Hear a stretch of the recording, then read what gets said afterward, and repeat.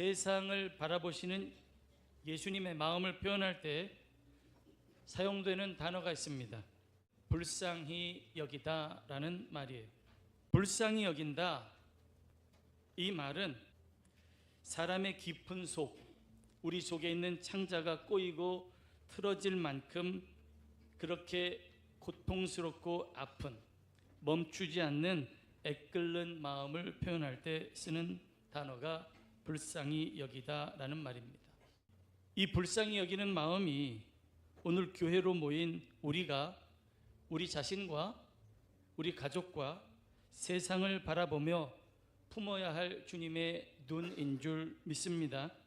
우리가 주님의 눈을 가져야 하는데 세상을 바라볼 때 우리는 종종 우리 육신의 눈에 좋게 보이는 것들을 기준으로 삼고 바라볼 때가 많아요. 우리 눈에 좋게 보이는 것. 그래서 돈이 기준이 되면 돈 많은 사람이 부러움의 대상이 됩니다. 건강이 기준이 되면 건강미 넘치는 사람이 부러움의 대상이 돼요. 권세가 기준이 되면 높은 자리에 앉아 있는 사람이 부러움의 대상이 되기도 합니다. 문제는 그러다 보니 상대적으로 그렇지 못한 내 존재가 초라하게 느껴지고 남들은 다 부자가 된 것 같은데 나만 없는 것 같고, 남들은 다 건강하게 사는 것 같은데 나만 여기저기 아프고 쑤시는 것 같고, 세상에 잘 나가는 사람, 잘 사는 사람들 온통 천지인데 높은 곳에서 사람들의 이목을 받는 이들이 가득한데 나는 무언가, 이런 생각에 마음이 착잡해져서 세상으로 나아가 활기 있게 살기보다는 세상을 피해 숨고 싶어지기도 하는 것이 우리의 연약함입니다. 그런데 오늘 말씀을 보니까 예수님은 우리와는 다른 눈을 가지고 계셨다는 것을 보여줍니다. 예수님 당시에도 부와 권력과 명예를 누리던 사람들이 많았어요. 그런 세상으로 예수님이 오셨습니다. 그런데 여러분 잘 생각해 보세요. 예수님이 그 사람들을 부러워하셨을까요? 예수님보다 돈이 많다고, 예수님보다 높은 자리에 앉아 있다고 예수님이 부러워하셨을까요? 아닙니다. 오늘 말씀을 보니까 예수님께서 그들을 불쌍히 여기셨다고 합니다. 왜 그랬을까요? 그건 예수님께서 세상의 눈으로 사람들을 바라보시지 않고 하나님 나라의 시선으로 그들을 바라보셨기 때문입니다. 예수님은 사람의 소유가 많고 적음으로 사람들을 보지 않으셨습니다. 지위의 높고 낮음으로 그들을 보지도 않으셨습니다. 한마디로 예수님은 사람을 외모로 보지 않으셨다는 말입니다. 그럼 예수님은 무엇을 보시고 불쌍히 여기신 걸까요? 예수님은 눈에 보이는 것 이면에 감추어진 그들의 깊은 속 내면의 본질을 꿰뚫어 보신 거죠. 소유를 많이 가지고 있거나 그렇지 못하거나 지위 고하를 떠나서 하나님을 떠난 이들의 영혼의 곤고함을 보셨기 때문에 그들을 불쌍히 여기신 겁니다. 이것이 오늘 우리와 우리 교회가 회복해야 할 주님의 눈인 줄 믿습니다.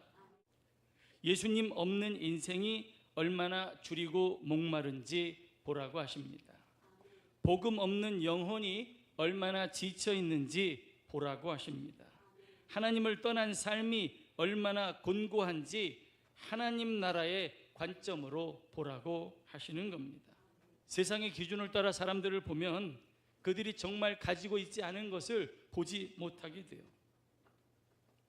눈에 보이는 성공만 바라보면 그들의 더 깊은 영혼의 고갈을 보지 못하게 된다는 말씀입니다. 우리가 믿는 대로 하나님 없는 삶은 허무합니다. 하나님 없는 인생은 공허하다고요. 그래서 그들이 가진 것만 보는 것이 아니라 그들에게 없는 것을 볼 수 있어야 한다는 거예요. 우리 자신도 그래요. 남들과 비교해서 우리가 없는 것을 우리가 보기보다 하나님께서 우리에게 주신 영생의 소망이 무엇인지, 그것이 얼마나 귀하고 아름다운지 볼 수 있게 되기를 소망합니다. 우리를 향한 하나님의 눈을 가지고 우리 자신을 바라보는 것이 마치 우리 자신의 현실을 부정하는 것 같고 우리 자신을 기만하는 것 같이 보일 수도 있어요. 쥐뿔도 없으면서 뭘 가졌다고 하는지. 그건 세상 사람들이 보는 눈이에요. 그러나 우리에게는 금보다 귀한 주님이 있습니다. 생명보다 귀한 주님의 말씀이 우리 안에 있습니다. 우리의 소유가 넉넉하지 못하고 우리의 외모가 화려해 보이지 않을 때, 사랑하는 대광교회 성도 여러분, 우리에게 주신 가장 귀한 것, 예수 그리스도의 십자가로 인해 우리가 얻은 가장 귀한 선물을 기억하고 자랑할 수 있는 복된 성도들이 되시기를 주님의 이름으로 축원합니다. 하나님의 자녀가 된 것이 정말 내게 큰 축복입니다. 그렇게 한번 고백해 봅시다. 여러분 입술로 여기 하나님 앞에서 하나님께 그렇게 얘기해 봅시다. 하나님 앞에서 하나님의 자녀가 된 것이 내게 축복입니다. 정말요? 세상을 창조하고 주관하시는 분이 우리 하나님이신 줄 우리가 믿기 때문에 이따가 없어질 것을 소유하고 우리에게 주시는 분이 아니라 영원한 생명과 영생 복락을 우리에게 주시는 분이니까 하나님의 자녀가 된 것이 내게 축복입니다. 여러분, 이걸 우리가 품을 뿐만 아니라 우리 자녀들에게도 가르치고 이 마음을 갖게 하시기를 주님의 이름으로 축복합니다. 우리 자녀들에게 얘기하세요. 세상에서는 네가 비록 내 아들이지만 영적으로는 하나님의 자녀가 된 것을 축하한다. 여러분, 그런 부모님들이 꼭 되시기를 바랍니다. 그러면 사도 바울처럼 고백하며 살 수 있게 되는 거예요. 무명한 자 같으나 유명한 자요, 죽은 자 같으나 보라 우리가 살아있고, 징계를 받는 자 같으나 죽임을 당하지 아니하고, 근심하는 자 같으나 항상 기뻐하고, 가난한 자 같으나 많은 사람을 부유하게 하고, 아무것도 없는 자 같으나 모든 것을 가진 자로다. 아멘.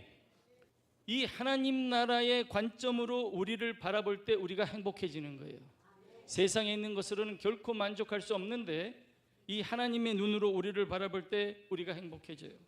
예수님은 그 눈으로 우리의 가정을 바라보고 우리의 자녀들을 바라보고 세상을 바라보라고 하시는 겁니다.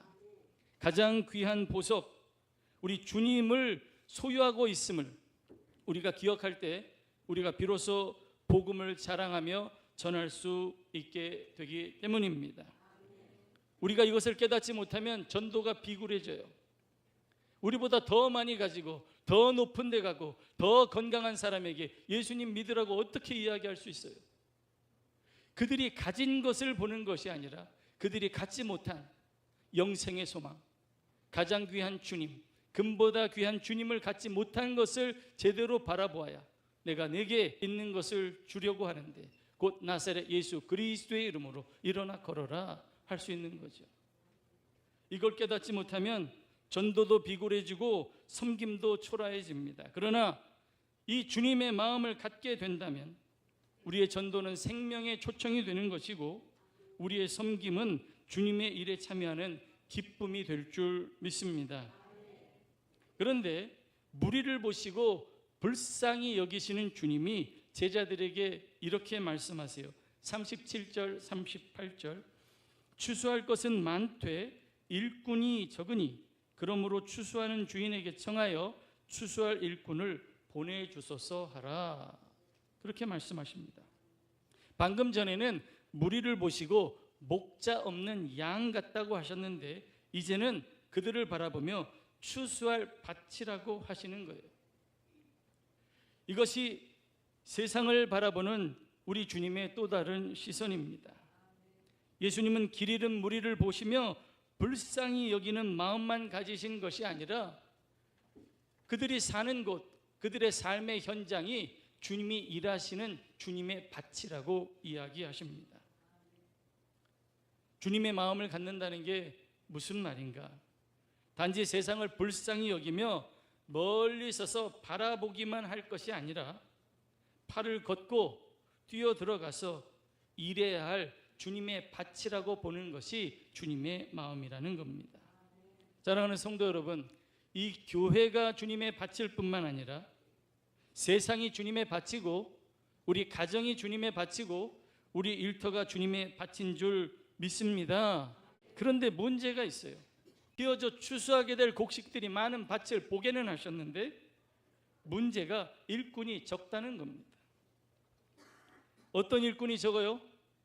주님의 마음을 품고 목자 없는 양같이 방황하는 무리를 불쌍히 여기며 가슴 아파할 사람, 복음 없이 기진한 영혼을 보고 뛰어들어가 그들을 도와줄 일꾼, 주님의 마음으로 영혼을 건져내기 원하는 일꾼이 적다고 하시는 겁니다. 여러분, 일꾼이 적을 때 우리가 어떻게 해야 될까요? 일꾼이 적을 때 우리가 어떻게 해야 돼요? 다른 사람 쳐다보고 너는 왜 안 하냐 서로 정죄하고 비난하고 다툼을 일으킬 것이 아니라 오늘 주님의 말씀을 따라야 합니다. 일꾼이 적을 때 주님께서 뭐라고 말씀하세요? 추수하는 주인에게 청하여 추수할 일꾼을 보내주소서. 그렇게 구하고 기도하라고 하십니다. 뭐 하라고요? 기도하라고요. 주님의 마음을 품고 주님께서 맡기신 밭을 보았는데 일꾼이 적다고 여겨지시면, 사랑하는 성도 여러분, 추수의 주인에게 추수할 일꾼을 보내주소서 구하고 기도하시기를 바랍니다. 주님, 일꾼을 보내주세요. 주님의 마음을 품은 일꾼을 보내주세요.